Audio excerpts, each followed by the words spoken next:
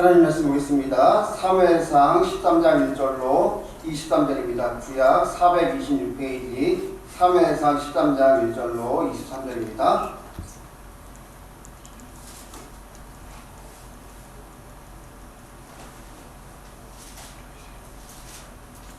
구약 426페이지 사무엘상 13장 1절로 23절입니다.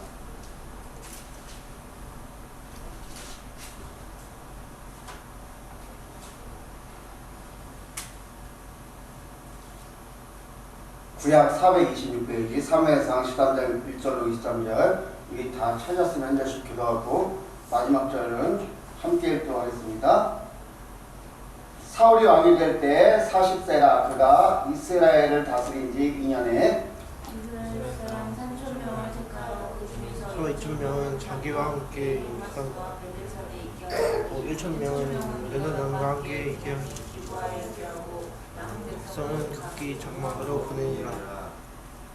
요나단이 게바에 있는 블레셋 사람의 수비대를 침해 블레셋 사람이 이를 들은지라 사울이 온 땅에 나팔을 불어 이르되 히브리 사람들은 들으라니 온 이스라엘이 사울이 블레셋 사람들의 수비들을 친 것과 블레셋 사람들의 마음을 받게 되었다 함을 듣고 그 백성이 길갈로 모여 사울을 따르니라. 블레셋 사람들이 이스라엘과 싸우려고 모였는데 병거가 3만이요 마병이 6,000명이요 백성은 해변에 모래같이 많더라. 그들이 올라와 벳 아웬 동쪽 믹마스에 진침해 이스라엘 사람들이 위급함을 보고 절박하여 돌과 숲과 마이템과 은밀한 곳과 웅덩이의 수음에 어떤 히브리 사람들은 요단을 건너 갓과 길앗 땅으로 가되 사울은 아직 길갈에 있고 그를 따른 모든 백성은 떨더라. 사무엘이 정한 기한대로 이래 동안을 기다렸으나 사무엘이 길갈로 오지 아니하매 백성이 사울에게서 흩어지는지라. 사울이 이르되 번제와 화목제물을 이리로 가져오라 하여 번제를 드렸더니 마치자 사무엘이 온지라 사울이 나가 맞음에 무단하매 사무엘이 이르되 왕이 행하신 것이 무엇이냐 하니 사울이 이르되 백성은 내게서 흩어지고 당신은 정한 날에 오지 아니하고 블레셋 사람은 믹마스에 모였음을 내가 보았으므로 사무엘이 사울에게 이르되 왕이 망령되이 행하였도다. 왕이 왕의 하나님 여호와께서 왕에게 내리신 명령을 지키지 아니하셨도다. 그리하였더라면 여호와께서 이스라엘을 위해 왕의 나라를 영원히 세우셨을 거니언을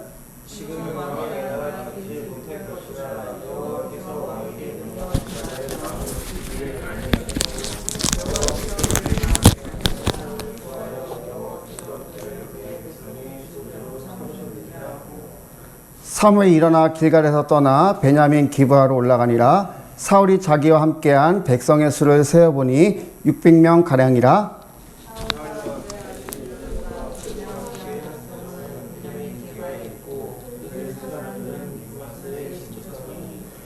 노략군들이 세대로 블레셋 사람들의 진영에서 나와서 한 대는 오브리아의 길을 따라서 수알 땅에 이르렀고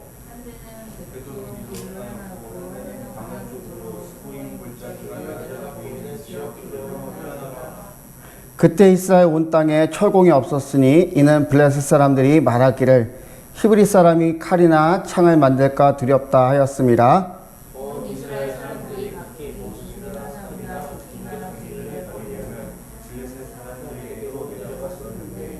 곧 그들이 괭이나 삽이나 쇠스랑이나 도끼나 새 채찍이 묻을 때에 그리하였으므로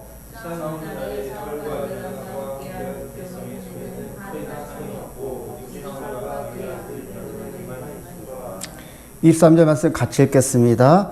블레셋 사람들의 부대가 나와서 믹마스 어귀에 이르렀더라. 아멘. 이 시간은 라땅뜨라는 제목으로 여러분들과 말씀을 나누고자 합니다. 우리 말씀을 나누기 전에 20여 년 전에 싸이월드라는 SNS가 있었습니다. 그런데 그 시절부터 엄청난 인기가 있었던 벤이라는 토끼 캐릭터가 있었는데 그 토끼 캐릭터를 그린 구경선이라는 분의 두 가지 영상을 함께 시청하도록 하겠습니다. 뒤에 불 좀 꺼주시기 바랍니다. 구경선 씨는 2살 때 열병을 앓고 청각장애가 생겼습니다. 보청기를 껴야 소리가 들렸지만 이마저도 27살이 되던 해에는 보청기를 껴도 아무 소리도 들을 수가 없게 되었습니다. 그래서 그녀는 귀가 큰 토끼를 그리면서 듣지 못하는 자기를 대신해서 잘 들어주기를 바랬습니다. 그녀가 토끼를 그리게 된 이유입니다. 그런데 2013년 가을 그녀는 망막 색소 변성증이라는 진단을 받았습니다. 병이 진행이 되면서 시야가 점점 좁아집니다. 이게 어떤 병이냐 하면 연대 아이들이 어릴 때 보면 이제 종이를 돌돌 말아서 이제 만원경이라고 하면서 어떻게 해요? 그 만원경 이렇게 보잖아요. 그죠? 이런 거예요. 그 만원경 그 안을 볼 때 그만큼만 딱 보이는 거예요. 이렇게 이 병은 지름 10cm 내외의 좁은 파이프관으로 세상을 보는 것 같다가 점점 수치가 줄어들어서 지름 5cm, 또 지름 2cm, 그러다가 급기야는 시력을 잃게 되는 병입니다. 영상을 못 봐서 아쉽진데 연대 홈페이지에 올려놨습니다. 그리고 교회 공식 유튜브에 보면 제가 그 영상을 올려놨는데 거기서 한번 보시길 바라고, 그녀는 초조해지기 시작을 해요. 귀도 안 들리는데 이제 시력까지 안 좋아지다가 보니까 그녀는 초조해집니다. 그래서 그녀는 9월 13일까지 남편을 보내달라고 기도를 해요. 그러나 그날이 되어도 남편은 보이지가 않습니다. 그렇게 1년, 2년, 그리고 4년이 흘렀습니다. 그런데 2019년에 결혼을 하게 됩니다. 그리고 2020년에는 아들을 낳았어요. 자기가 기도했던 것보다 4년이라는 시간이 흐른 뒤였습니다. 우리는 우리 생각대로 어떤 때를 정해놓습니다. 절박할 때는 더욱 그렇습니다. 그래서 기다리지를 못해요. 그런데 하나님은 우리만큼 촉박하지 않으신 것 같아요. 때론 여유가 있어 보이기까지 합니다. 하나님은 왜 더 기다리라고만 하실까요? 오늘 우리가 읽은 5절 말씀을 보면 블레셋은 이스라엘과 싸우려고 벳 아웬 동쪽 믹마스의 진을 쳤습니다. 2절 말씀을 보니까 이스라엘은 고작 3,000명인 반면에 5절 말씀을 보면 블레셋은 병거가 3만이요, 마병이 6천이요, 백성은, 다시 말하면 보병은 해변의 모래같이 많다고 성경은 기록하고 있습니다. 3,000명 대 36,000명 이상. 전력상으로 보면 12배가 넘는 숫자입니다. 현실적으로 보면 싸움이 되지 않아요. 이스라엘 백성들도 싸움이 안 된다는 것을 너무나 잘 알고 있었습니다. 그래서 6절과 7절 말씀을 보면 이스라엘 사람들이 위급함을 보고 절박하여 굴과 수풀과 바위 틈과 은밀한 곳과 웅덩이에 숨으며 어떤 사람들은 요단을 건너갔다고 기록하고 있습니다. 숨을 수 있는 곳이라면 어디든지 숨으려고 했고, 심지어 현실을 도피하고자 국경을 넘어서 다른 지역까지 넘어갔던 것을 성경은 말씀하고 있는 거예요. 설상가상으로 8절에는 사무엘이 오기로 한 일주일이라는 시간이 지났어요. 그 일주일이라는 시간이 지나다 보니까 백성들은 더욱 동요하고 겁에 질려서 결국 15절 말씀에는 600명 가량이 남았다고 성경은 기록하고 있습니다. 이러다 보니까 사울은 언제 올지 모르는 사무엘을 마냥 기다릴 것이 아니라 무언가 액션을 취해야 했습니다.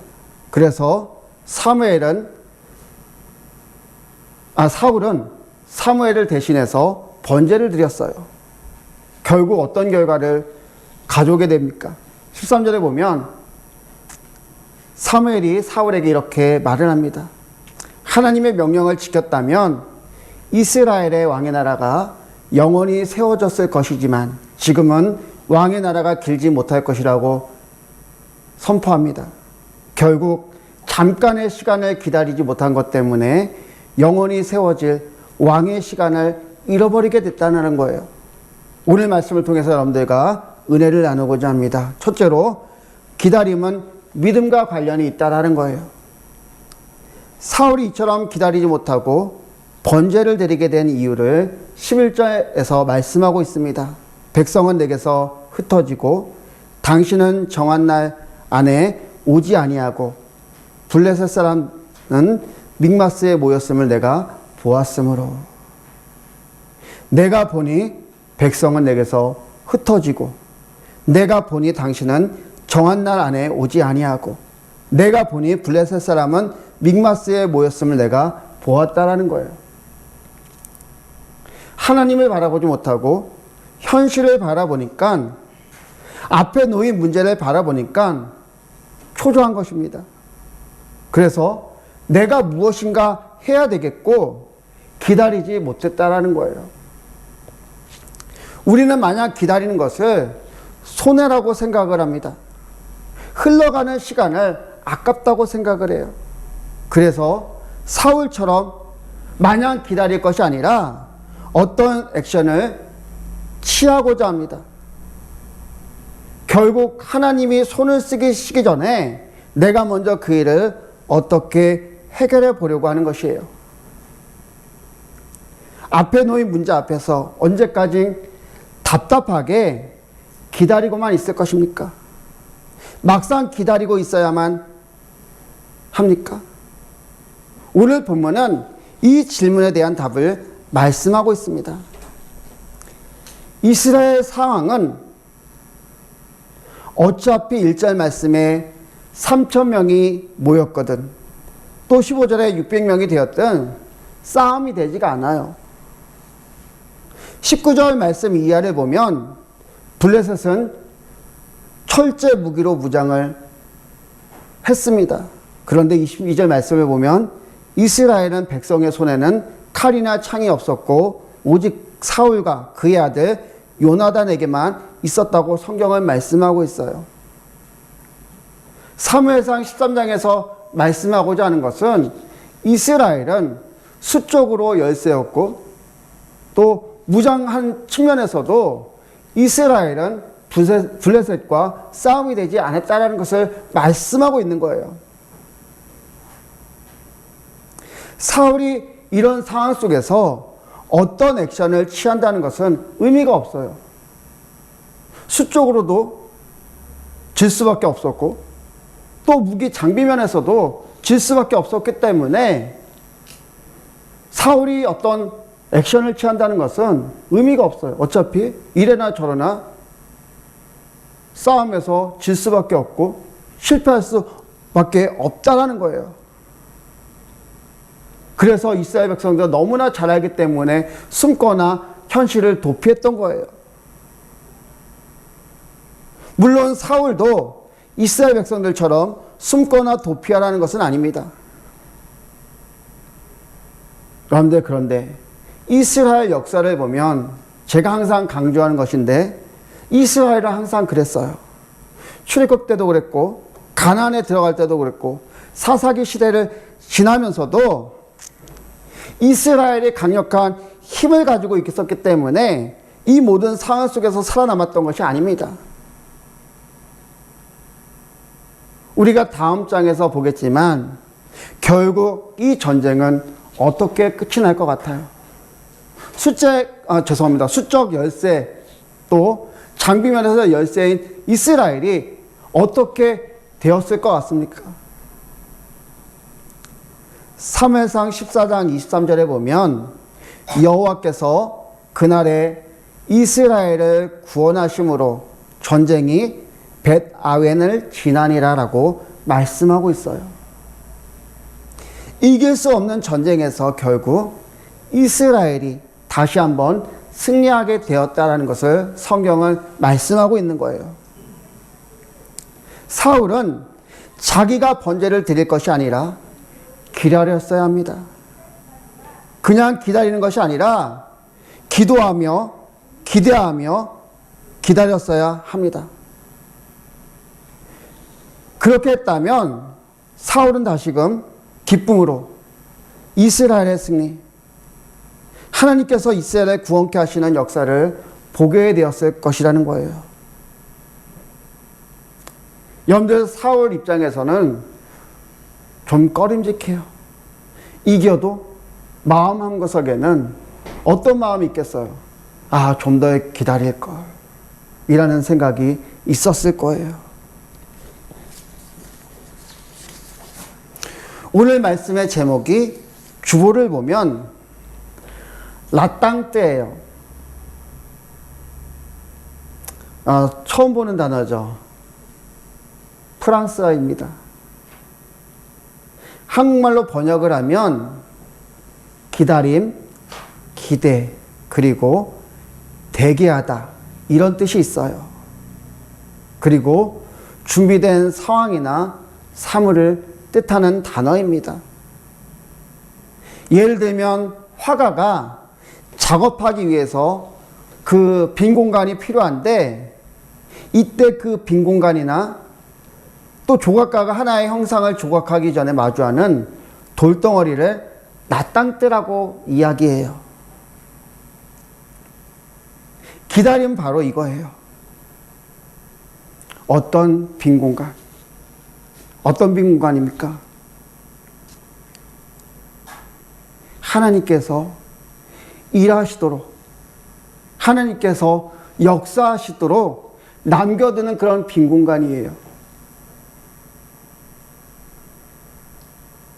그림을 그리기 전에 화가가 그 빈 공간 안에서 대기하듯이 바로 그 공간이라고 하는 것이에요. 또 조각가가 어떤 돌덩이를 마주하고 영감을 받기 위해서 기다리는 그 시간이에요. 그 시간은 어때요? 그냥 지켜보면 그냥 소비하는 시간일지 몰라요. 그런데 화가는 그 시간을, 조각가는 그 시간을 어떻게 해요? 기다려요. 왜 기다립니까?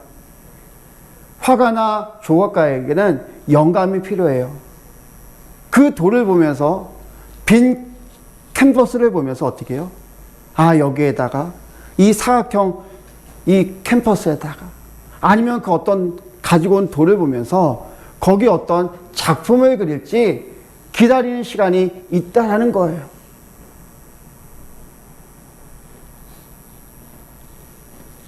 여러분들, 이것이에요. 우리에게 기다림이라는 것은 하나님께서 어떤 작품을, 어떤 하나님의 역사를 이루어 나가시기 위해서 기다리는 그 시간이라는 거예요. 그 공간이라는 것이에요. 그렇기 때문에 기다릴 수가 있는 것이고 기대할 수가 있는 거예요. 이것은 프랑스어에만 국한된 이야기가 아닙니다. 히브리어 성경에 보면 기다리다라는 뜻을 가진 단어가 카바라는 단어예요. 기다리다 외에도 바라보다, 찾다, 바라다, 기대하다 등으로 번역이 되었는데 또 카바는 모으다라는 뜻도 있어요. 이 카바에서 파생된 단어가 있는데 티크바라는 단어예요. 하나로 묶는다라는 뜻도 있고 끈 또는 줄을 의미합니다. 기다림과 끈이 무슨 관계가 있을까요? 이스라엘 사람들은 기다림과 끈이라는 단어를 동일하게 사용하고 있어요. 여러분들 기다림과 끈 아무 관계가 없는 것 같잖아요. 그죠? 그런데 계속 이어져 있는 끈을 놓지 않는다면 끈의 끝에는 희망과 소망이 있다는 것을 이야기하는 거예요. 줄을 붙잡고 있으면, 끈을 붙잡고 있으면, 믿음의 끈, 믿음의 줄을 단단히 붙잡고 있으면 마지막에는 하나님께서 주시는 희망, 하나님께서 주시는 소망, 하나님을 만날 수 있다는 거예요. 그래서 이스라엘 백성들은 기다림과 끈을 동일한 단어를 사용하고 있는 거예요.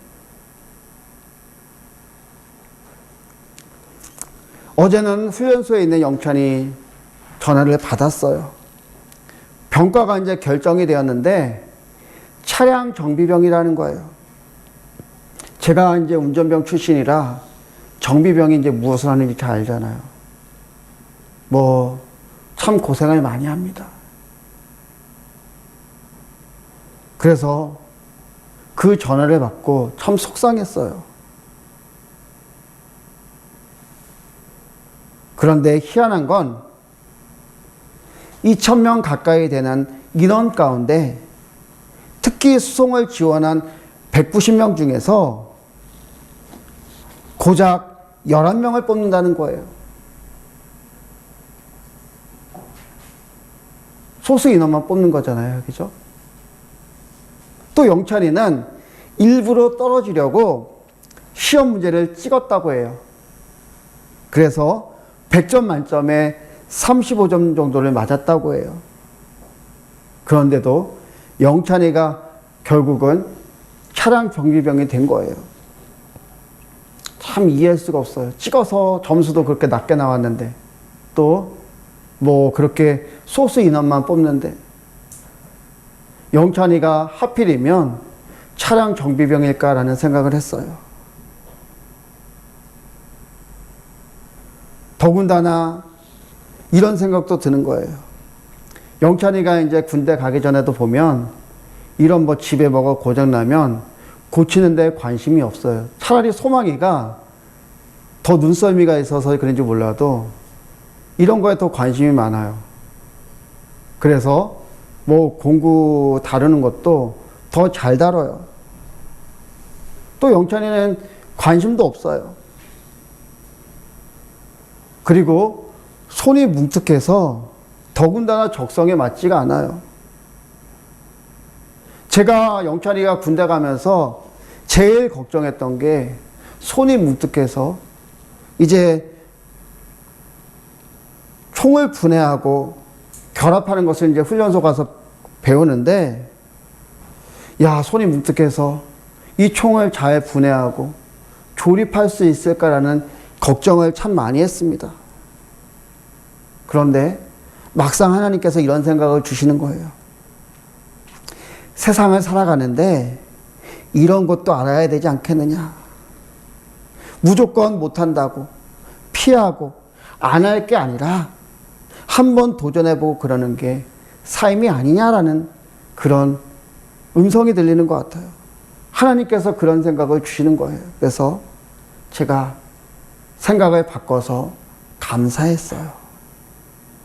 현실적으로 보면 가능하지 않습니다. 그런데 하나님께서 이런 현실을 만나게 하시는 거예요. 기다려라. 내가 어떻게 바꾸시는지 또 어떻게 이끌어 가시는지 보라는 거예요. 시편 27편에서 다윗은 주님께서 비치고 구원이심을 찬양하고 있습니다. 피난처 되시는 주님이 계시기에 두려울 게 없음을 노래하고 있어요. 새 번역은 이렇게 번역하고 있습니다. 주님의 길을 나에게 가르쳐 주십시오. 내 원수들이 엿보고 있으니 나를 안전한 길로 인도하여 주십시오.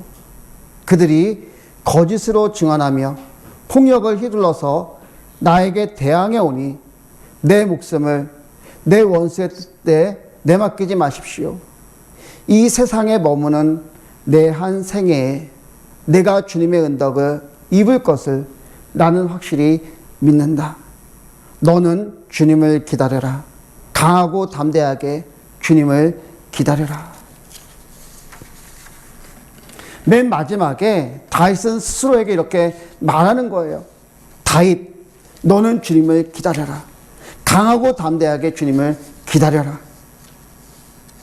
이 세상에 머무는 내 한 생에, 즉 인생의 우여곡절이 있을지라도 내가 주님의 은혜를 입을 것을 나는 확실히 믿기 때문에 소망의 끈, 믿음의 끈을 꼭 붙잡고 주님을 기다리라는 것이에요.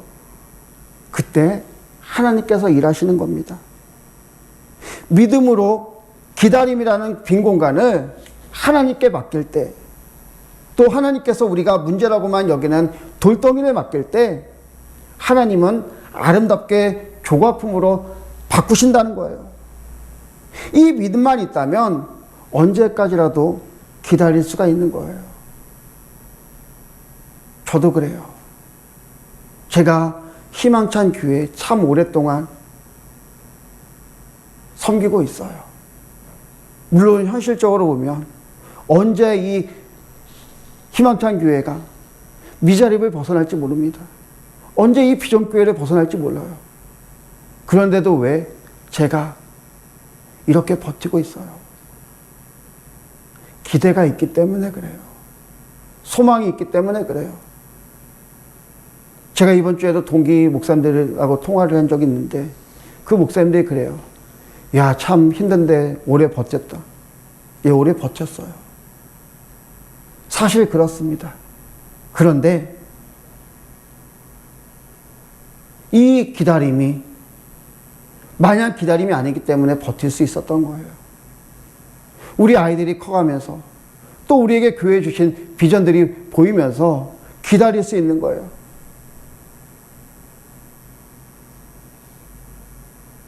언제 하나님께서 바꿔나갈지 모르겠어요. 언제 하나님께서 이 미자립교회를, 이 비전교회를 세워가실지 모르겠지만 하나님께서 하실 것입니다. 다만 우리가 기다리지 못하면 이 하나님께서 하실 역사를 보지 못할 수 있다는 거예요. 한 주간도 문제 속에서 믿음으로 하나님께서 하실 일을 기대하고 또 기도하며 기다리는 저와 여러분 되시기를 주님으로 축원합니다. 이 시간 우리는 기대하고 기대하며 라는 찬양 부르고 우리 기도하도록 하겠습니다.